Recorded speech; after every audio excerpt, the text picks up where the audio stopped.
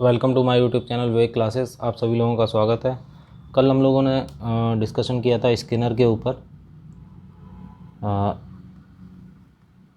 Skinner ने अपना प्रयोग बिल्ली के ऊपर किया था। एक बिल्ली को पिंजड़े में बंद कर दिया था और उसको भूखा रखा था। उसके बाद उसने काफ़ी सारे प्रयास किए थे, जिसके बाद वो भोजन प्राप्त करने में सफल रही थी। उस सिद्धांत को हम लोगों ने नाम दिया था, एसआर थ्योरी भी बोला था, एसआर थ्योरी बोला था। और साथ ही में उसे एक और नाम दिया था, भूल एवं त्रुटि का सिद्धांत। भूल एवं त्रुटि का सिद्धांत।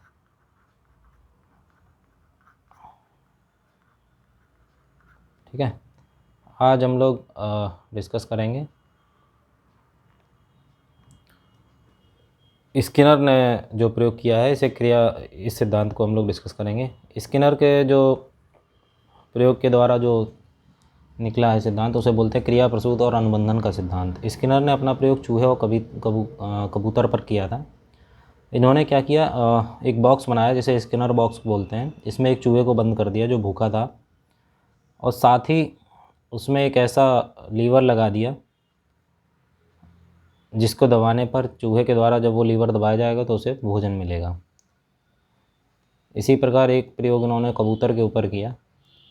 इसमें भी जो बॉक्स था उसमें एक बटन थी। इस बटन को जब ये कबूतर इस बटन को जब दबाता है अपनी चोंच से, तो यहाँ पे उसको दाना मिलता है। तो आइए पढ़ते हैं इसके बारे में, क्या था, कौन थे स्किनर। स्किनर का पूरा नाम बीएफ स्किनर था, बोरहस फ्रेडरिक स्किनर। इन्होंने जो सिद्धांत को क्रिया प्रसूत अनुबंधन के सिद्धांत को प्रतिपादित किया था, इसलिए इन्हें इस सिद्धांत का प्रतिपादक बोलते हैं। इस सिद्धांत के कुछ और उपनाम हैं, जैसे सक्रिय अनुबंधन का सिद्धांत, अनुक्रिया उद्दीपन का सिद्धांत, कार्यात्मक प्रतिबद्धता का सिद्धांत, साधनात्मक अनुबंध का सिद्धांत। इन्होंने स्किनर बॉक्स का प्रयोग भी इसे बोलते हैं, और आरएस थ्योरी बोलते हैं। जबकि थॉर्नडाइक का जो हमने कल चर्चा की थी, सॉरी यहाँ पे गलत हो गया थोड़ा सा, ये है थॉर्नडाइक। कल हमने चर्चा की थी किसके ऊपर, थॉर्नडाइक के ऊपर। इसको आप लोग थोड़ा ध्यान रखना।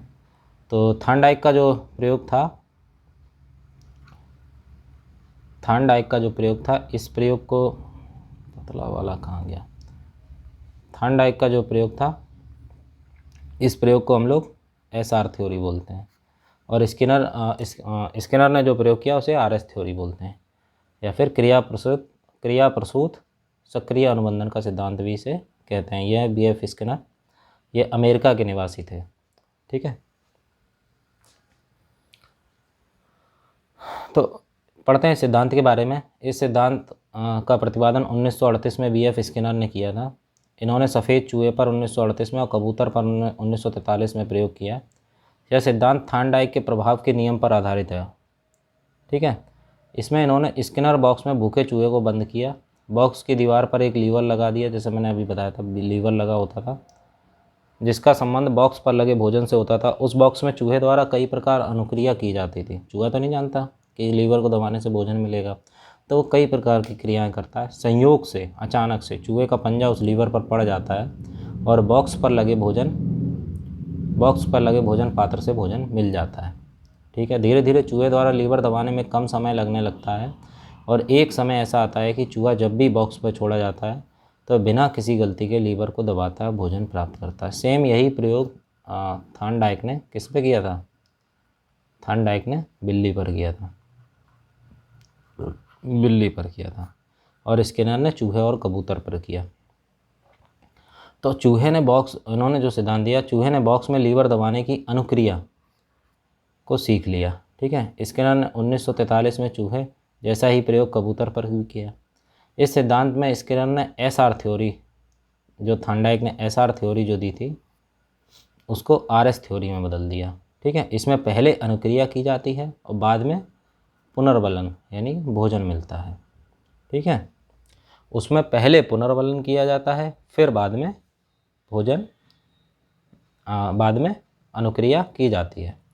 यानी थॉर्नडाइक की जो बिल्ली थी, वो बिल्ली क्या करती है, पहले भोजन को देख लेती है, बिल्ली पहले भोजन को देख लेती है, यानी उसमें क्या हो जाता है, पहले जो है पुनर्बलन किया जाता है और उसके बाद अनुक्रिया होती है।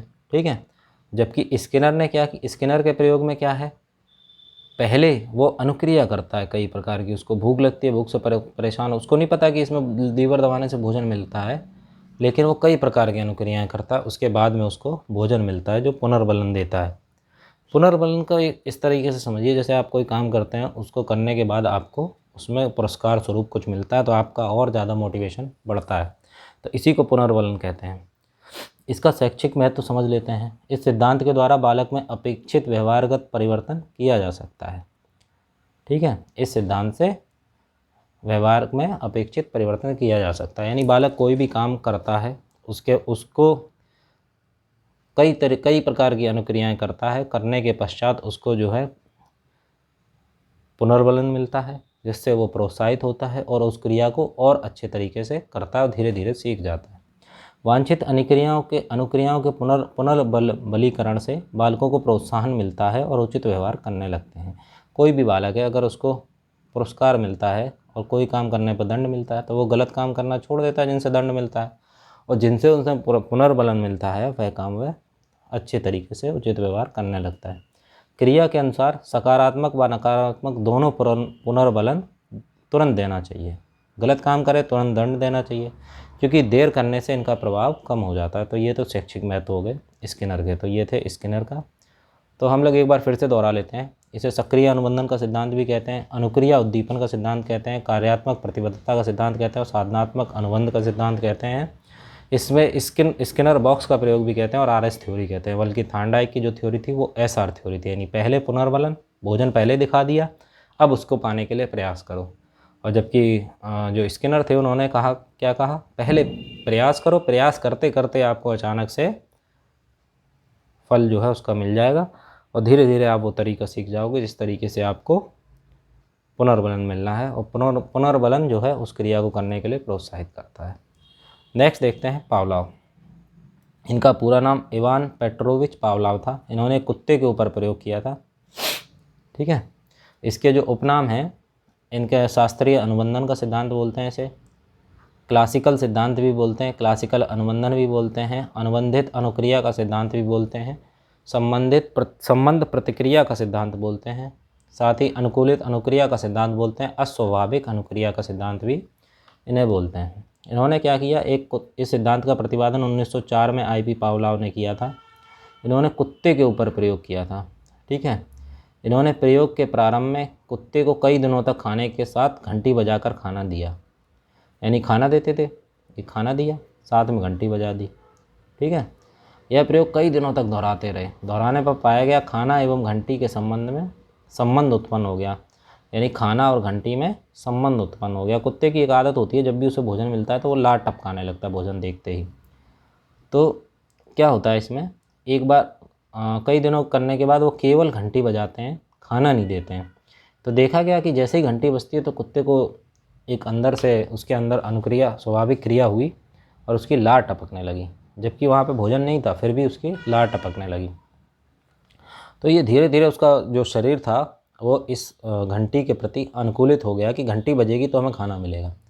तो इसमें 3 स्टेप हैं। एक, अनुकूलन से पूर्व क्या होता है, स्वाभाविक उद्दीपक जो है क्या है, भोजन, यानी भोजन देख के लार टपकना, ये उसका स्वाभाविक है, और स्वाभाविक अनुक्रिया है लार। जबकि अनुकूलन के बाद क्या होता है, अस्वाभाविक उद्दीपक एक पैदा हो जाता है, घंटी, और साथ में स्वाभाविक, दोनों साथ में रखते हैं भोजन, और इससे स्वाभाविक अनुक्रिया होती है लार। और जब अनुकूलित हो जाता है वो, तो अस्वाभाविक उद्दीपक देते हैं, फिर भी स्वाभाविक अनुक्रिया होती है। तो ये समझ लीजिए आप, यानी कुत्ते को घंटी के साथ भोजन दिया जाता था और कई दिनों तक, उसके बाद में जब घंटी बजती थी केवल, भोजन नहीं दिया जाता, फिर भी वह लार टपकाने लगता था। इसका शैक्षिक महत्व यह है, भय निवारण में सहायक होता है, सामाजिकरण में सहायक होता है, अनुशासन विकसित करने में सहायक होता है, गणित शिक्षण में सहायक होता है, स्वभाव व आदतें निर्माण में सहायक होता है, किसी की आदतें बदलने के लिए। तो ये थे आपके स्किनर और पावलोव, सरल शब्दों में आपको समझ में आया होगा। तो आपके अभी 3 टॉपिक कंप्लीट हो गए हैं। एक तो थार्नडाइक,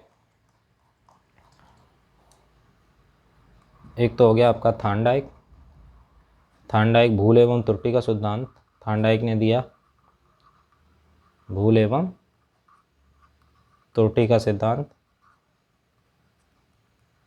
साथ ही एसआर थ्योरी।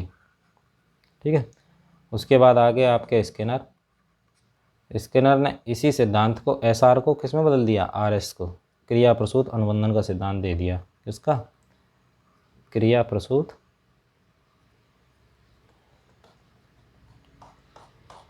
थार्नडाइक स्किनर ने क्या दिया, क्रिया प्रसूत अनुबंधन का सिद्धांत।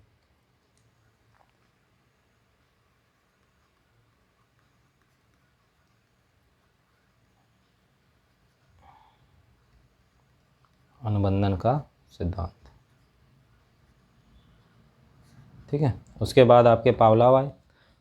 पावलोव ने जो है अनुकूलित अनुक्रिया का सिद्धांत दिया। पावलोव ने आपका कौन सा सिद्धांत दिया,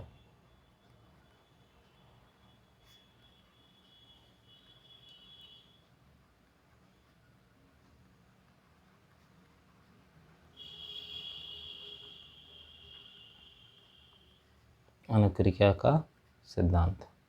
ठीक है, अनुकूलित अनुक्रिया का सिद्धांत, यानी उसका अनुकूलन हो गया किसके प्रति, अस्वाभाविक उद्दीपक के प्रति। ठीक है, तो ये आपके 3 टॉपिक कंप्लीट हो गए। Thank you.